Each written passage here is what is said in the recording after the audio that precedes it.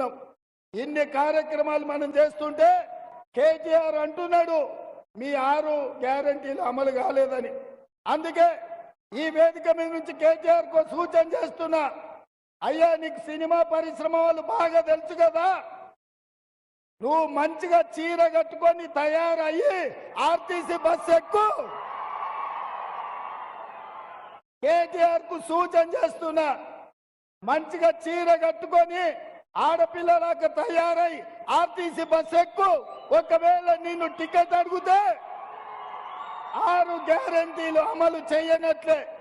Ticket లేకుండా నువ్వు ఇంద్రవెల్లి గాని, నాగోబ జాతర గాని, భద్రాచలం రాముల వారిని గాని, యాదగిరిగుట్ట లక్ష్మీ నరసింహస్వామిని దర్శించుకోవడానికి ఒక్క పైసా అడగకపోతే మా 6 గ్యారెంటీలను అమలు చేసినట్టే.